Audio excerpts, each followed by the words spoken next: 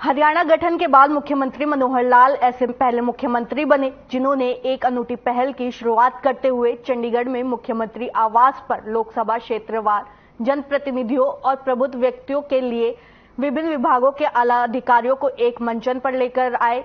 बता दें कि सीएम ने बुधवार को संत कबीर कुटीर पर कुरुक्षेत्र लोकसभा क्षेत्र के जनप्रतिनिधियों और प्रबुद्ध नागरिकों के साथ मंत्रणा की और कहा कि आप खुलकर अधिकारियों के समक्ष अपने क्षेत्र की सार्वजनिक समस्याओं और मांगों को रख सकते हैं, साथ ही क्षेत्र में चल रहे विकास कार्यों के बारे में भी जानकारी दे सकते हैं।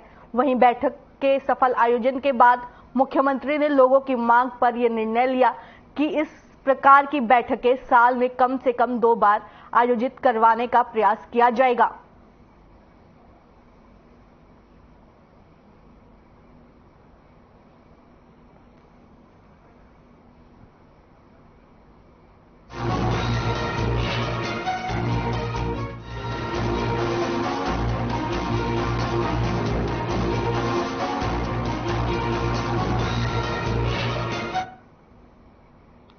यमुना में बाढ़ नियंत्रण में कोताही बरतने पर कार्रवाई की गई। सीएम मनोहर लाल ने लापरवाही बरतने पर सख्त एक्शन लिया है। सिंचाई विभाग के 4 अधिकारियों पर गाज गिरी है। आपको बता दें कि सिंचाई विभाग के चीफ इंजीनियर संदीप तनेजा को सस्पेंड कर दिया गया है। इसके साथ ही एससी तरुण अग्रवाल और एक्सीएन मनोज कुमार को भी चार्जशीट किया गया है। एसडीओ मुकेश शर्मा को भी चार्जशीट किया गया है।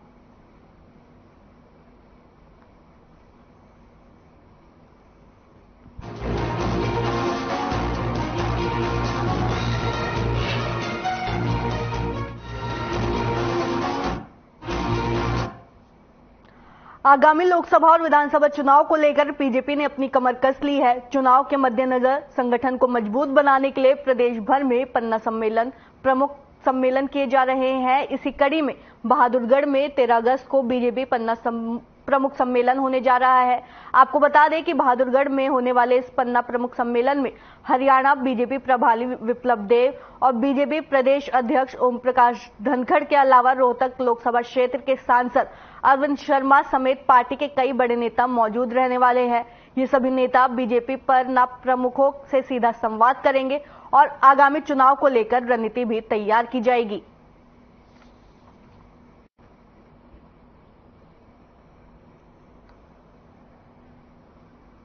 हमने नगर परिषद में लगभग 50 करोड़ के एस्टीमेट हमने बनवाए हैं और उसमें जो प्रमुखता के आधार पर जो जरूरी टेंडर हैं जो पहले चाहिए थे, जहां समस्या ज्यादा है, वो टेंडर हम अभी लगवाने जा रहे हैं। इसमें 10.5 करोड़ के टेंडर जो माननीय मुख्यमंत्री जी ने सीएम अनाउंसमेंट के तहत बहादुरगढ़ को दिए थे, मैंने डिमांड रखी थी।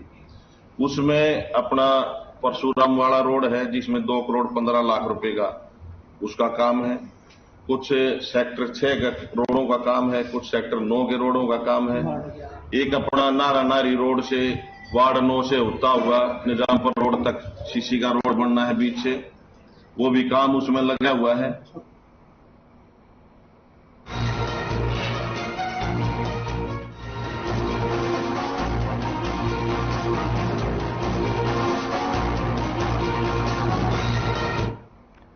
पंद्रह अगस्त को स्वतंत्रता दिवस के मौके पर ध्वजारोहण कार्यक्रम तय हो चुके हैं।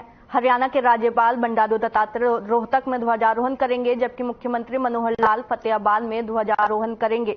विधानसभा के अध्यक्ष ज्ञानचंद गुप्ता पंचकुला में ध्वजारोहण कार्यक्रम में शामिल होंगे, तो वहीं उप मुख्यमंत्री दुष्यंत चौटाला हिसार में और गृह मंत्री अनिल विज कुरुक्षेत्र के थानेसर में ध्वजारोहण करेंगे। इसी तरह हरियाणा के सहकारिता मंत्री बनवारी लाल अंबाला शहर, राज्यसभा सांसद कार्तिकेय शर्मा अंबाला कैंट, बिजली मंत्री रंजीत सिंह चौटाला भिवानी में ध्वजारोहण करेंगे। वहीं बीजेपी, जेजेपी और सरकार को समर्थन देने वाले निर्दलीय विधायकों के भी अलग अलग कार्यक्रम तय किए गए हैं।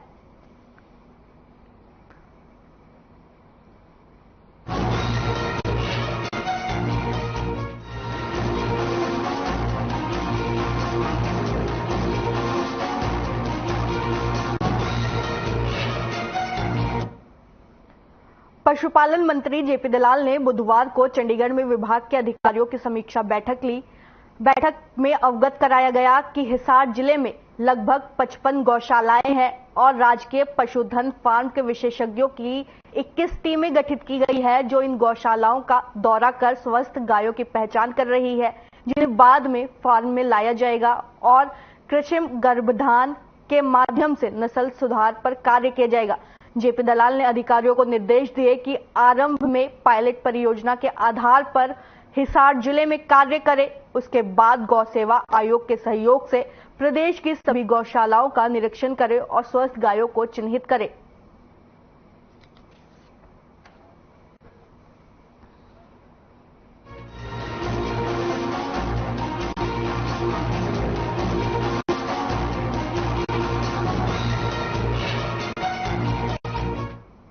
हरियाणा के गृह मंत्री अनिल विज ने कांग्रेस नेता राहुल गांधी की दूसरे चरण की भारत जोड़ो यात्रा पर तंज कसते हुए कहा कि राहुल गांधी तो प्यार की दुकान में नफरत के सौदागर है। विज ने कहा कि राहुल गांधी ने जो यात्रा पहले निकाली थी उससे क्या हुआ, भारत कोई टूटा नहीं है, लेकिन भारत खंडित ही दिखता है। उन्होंने तंज कसते हुए कहा कि राहुल गांधी ने नाना जवाहरलाल नेहरू ने भारत को खंडित किया, उसके दो टुकड़े बनाए, जिसमें से एक पाकिस्तान बना और एक हिंदुस्तान। इसके जख्म आज भी लोगों को याद हैं। विज ने राहुल गांधी से सवाल किया कि क्या वह बताएं कि कौन टूट गया जिसे वह जोड़ना चाहते हैं। उन्होंने कहा कि यहां सब प्यार से रह रहे हैं और प्यार से घूम रहे हैं, साथ ही सब प्यार से जुड़े हुए हैं।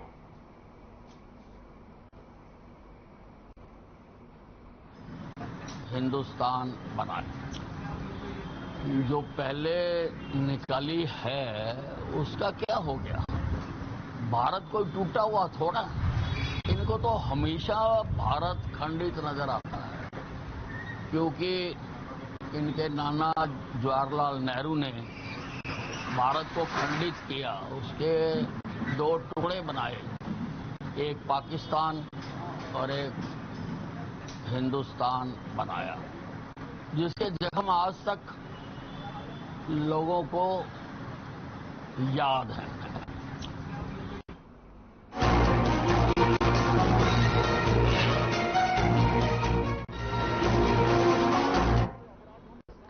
हिंसा प्रभावित नू क्षेत्र का दौरा करने आए भाजपा प्रतिनिधिमंडल ने सर्किट हाउस नू में स्थानीय भाजपा नेताओं कार्यकर्ताओं के साथ घंटों बातचीत की।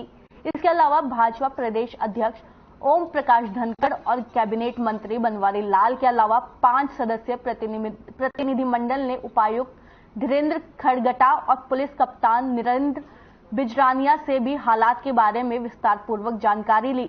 वहीं पत्रकारों से बातचीत करते हुए ओपी धनखड़ ने कांग्रेस पर निशाना साधते हुए कहा कि जिन लोगों पर एफआईआर दर्ज है वो लोग अपराधों में शामिल है। कांग्रेस सांसद राहुल गांधी के मणिपुर वाले बयान पर उन्होंने कहा कि राहुल गांधी मोहब्बत की दुकान की बात करते हैं, लेकिन वो नफरत की दुकान के लिए घूम रहे हैं।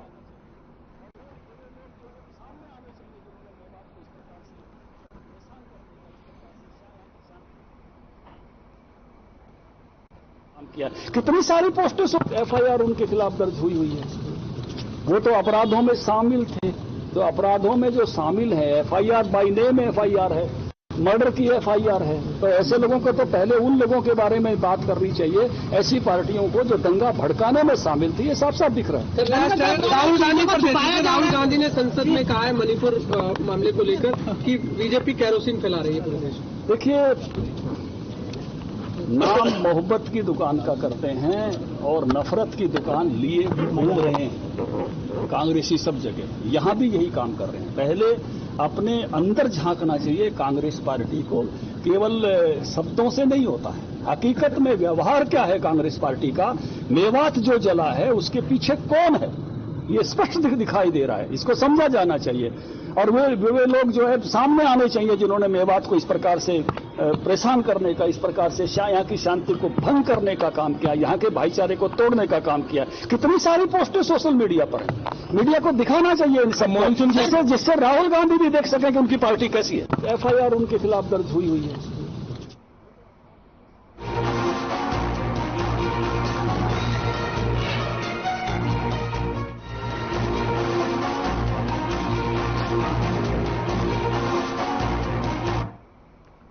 अब खबर चंडीगढ़ से है, जहां रक्षाबंधन पर हरियाणा सरकार ने महिलाओं को बड़ा तोहफा दिया है। दरअसल हरियाणा सरकार ने 29 अगस्त दोपहर 12 बजे से महिलाओं को हरियाणा रोडवेज में फ्री यात्रा करने का तोहफा दिया है और अब हरियाणा में रक्षाबंधन पर महिलाओं को सफर करने में पैसे खर्च नहीं करने पड़ेंगे।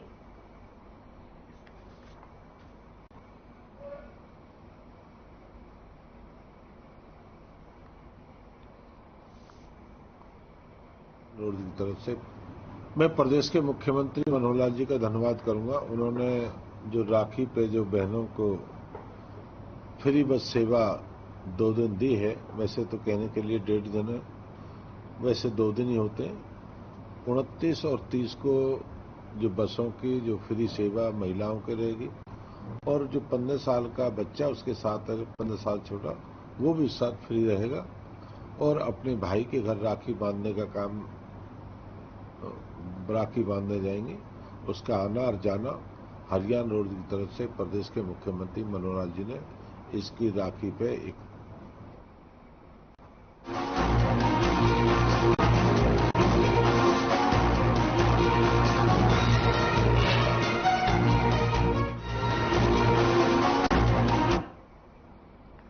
बीजेपी प्रदेश अध्यक्ष ओपी धनखड़ की अगुवाई में बीजेपी प्रतिनिधिमंडल ने नूह का दौरा किया, जहां पहुंचकर अधिकारियों ने नूह की स्थिति की जानकारी ली, साथ ही लोगों से शांति बनाए रखने की अपील की। प्रतिनिधिमंडल में सहकारिता मंत्री बनवारी लाल, विधायक प्रदेश महामंत्री मोहन लाल बडौली, विधायक संजय सिंह, प्रदेश सचिव समय सिंह शामिल रहे। नूह सर्किट हाउस तक ही प्रतिनिधिमंडल को जाने की अनुमति दी गई थी। सर्किट हाउस में ही बीजेपी प्रतिनिधिमंडल ने प्रशासनिक अधिकारियों के साथ बैठक की, जिसके बाद बीजेपी प्रदेश अध्यक्ष ओपी धनखड़ ने कहा कि 31 जुलाई से लेकर अभी तक की स्थिति पर चर्चा की गई है। अधिकारियों ने बताया कि फिलहाल नूह में हालात सामान्य है।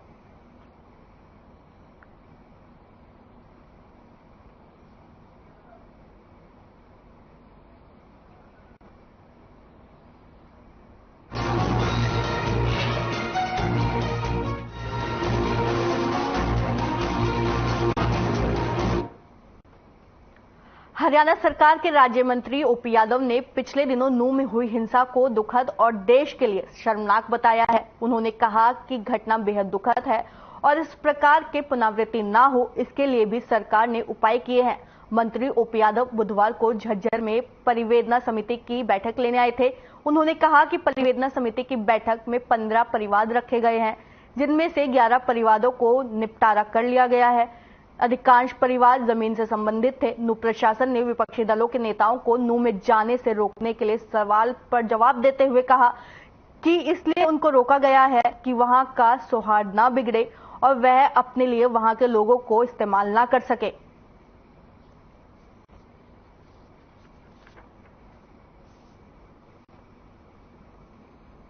यहाँ झज्जर की ग्रेनेड्स की मीटिंग में 15 परिवार थे और उनमें से 11 का निपटारा मौके पर किया गया, 4 पेंडिंग है।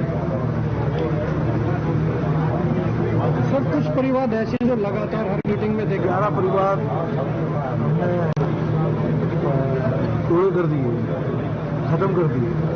तो आपका जो प्रश्न है वो इतना फर्क संगत नहीं है, जो लंबे चल रहे हैं। बाकी कुछ होते हैं, जमीनी विवाद होता है, कोई पुलिस इन्वेस्टिगेशन के मैटर होते हैं, उसमें समय लग सकता है। सर, 2 घंटे से लोग इंतजार कर रहे हैं, लेट आने का कारण क्या है? रास्ते के अंदर कई बाधाएं आ जाती, मेरे को भी बाधा आई और सबसे बड़ी बाधा हमारी जनता ही होती है।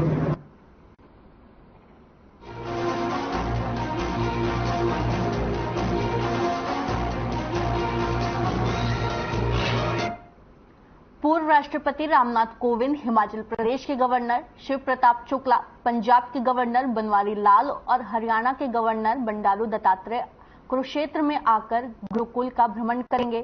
साथ ही गुरुकुल कुरुक्षेत्र की प्राकृतिक खेती फार्म हाउस का सब गामण्य अवलोकन करेंगे। गुजरात के राज्यपाल आचार्य देवव्रत ने बताया कि गुरुकुल कुरुक्षेत्र की प्राकृतिक खेती से प्रभावित होकर देश के गणमान्य मंत्री गण तथा विदेशी डेलीगेशन गुरुकुल कुरुक्षेत्र की प्राकृतिक खेती को देखने के लिए उत्साहित है।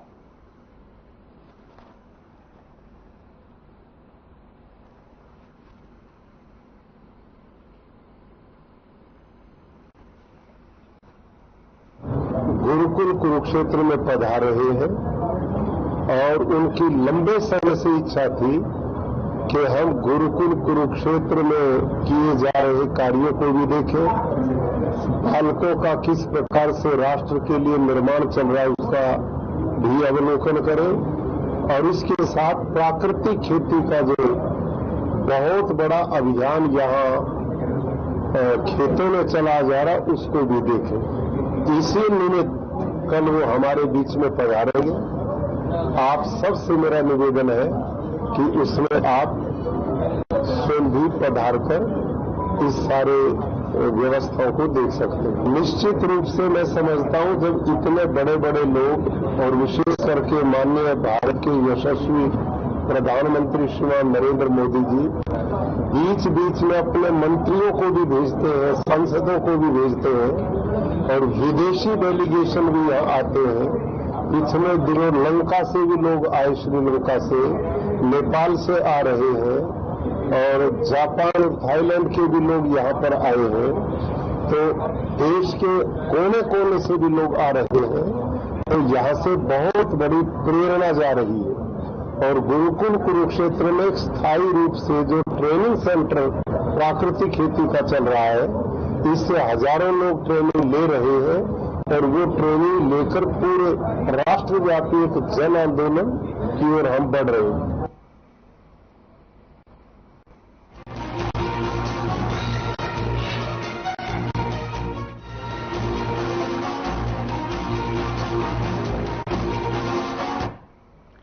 महेंद्रगढ़ के जयराम सदन में परिवार पहचान पत्र, बुढ़ापा pension, Ayushman card, BPL card से जुड़ी त्रुटियों को ठीक करने के लिए कैंप का शुभारंभ किया गया। कैंप में विशेष रूप से फैमिली आईडी के कोऑर्डिनेटर डॉक्टर सतीश खोला उपस्थित रहे।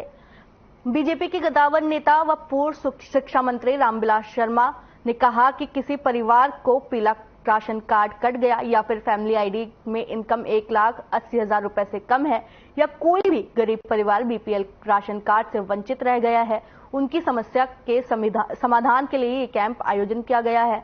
उन्होंने आगे बताया कि पीपीपी के आधार पर पात्र परिवारों का स्वयं ही बीपीएल राशन कार्ड बनाया जा रहा है। पात्र परिवारों को महज नजदीकी कॉमन सर्विस सेंटर व ई दिशा पर स्वयं जाकर अपना राशन कार्ड निकलवा सकते हैं।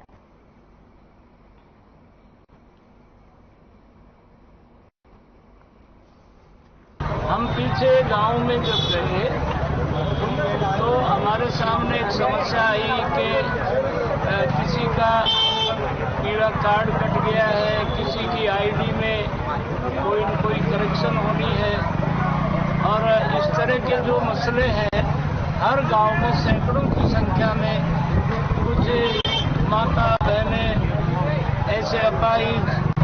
तो सतीश खोड़ा हमारे हरियाणा में इस काम के हरियाणा के प्रमुख हैं, रेवाड़ी के हैं, डहीना के हैं। तो मैंने उनसे रिक्वेस्ट किया कि सतीश जी आप महेंद्रगढ़ जयराम सदन में आज वो अपनी टीम को लेके 4 टीम को लेकर के आज वो यहाँ पर बैठे हैं।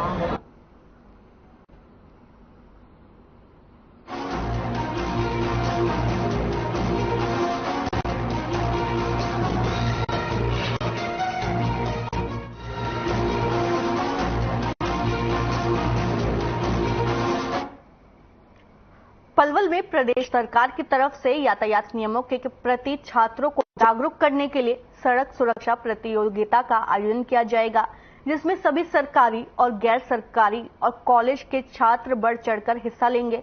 यातायात थाना प्रभारी प्रीतम सिंह ने कहा कि प्रदेश सरकार की तरफ से हर साल छात्रों को यातायात नियमों के प्रति जागरूक करने के लिए सड़क सुरक्षा प्रतियोगिता का आयोजन किया जाता है, लेकिन कोरोना काल में इसे रोक दिया गया था। हालांकि अब फिर से प्रतियोगिता को कराया जा रहा है।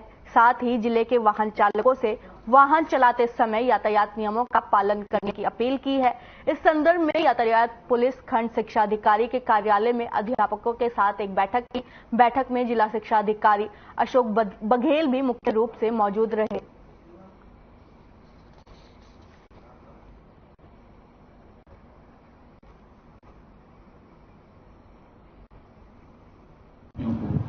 अवेयर करने के लिए को शिक्षा के माध्यम से अवगत कराने के लिए कि सड़क सुरक्षा के नियमों को किस तरह से अपने जीवन में अपनाया जाए, ऐसी एक पहल सरकार द्वारा काफी वर्षों से लगातार जारी है, जो बीच में कोरोना के आने के बाद 1-2 वर्षों से बीच में बंद हो गई थी, जो दोबारा से वर्ष 2023-2024 का यह सड़क सुरक्षा प्रतियोगिता का जो क्रम है दोबारा से सरकार द्वारा जारी किया गया है, जिसमें माननीय श्रीमान लोकेंद्र सिंह IPS SSP साहब पलवल के दिशा निर्देश पर DSP ट्रैफिक श्री संदीप मोर जी के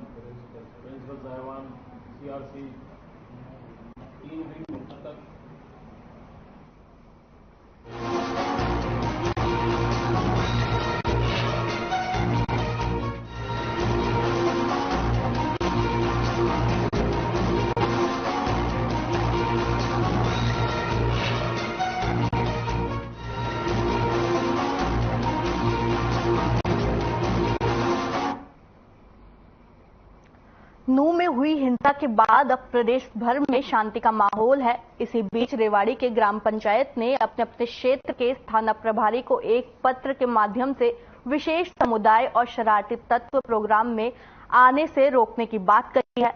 गौरतलब है कि नूह में हुई हिंसा के बाद नूह में लगते जिले फरीदाबाद, गुरुग्राम, रेवाड़ी और पलवल में भी छोटी मोटी घटनाओं देखने को मिल रही हैं, लेकिन अब हर जगह शांति का माहौल है। प्रशासन की तरफ से लगाई गई धारा 144 भी हटा दी गई है, लेकिन इस बीच रेवाड़ी जिले की ग्राम पंचायत ने विशेष समुदाय और शरारती तत्व को गांव में आने से पहले परमिशन लेने और फेरी वालों पर पाबंद लगाने की बात कही है, जिसके लिए उन्होंने पूर्व में हुई चोरी की घटनाओं का हवाला दिया। उन्होंने कहा कि विशेष समुदाय के आने से गांव में अशांति हो सकती है, इसके चलते ये फैसला लिया गया है।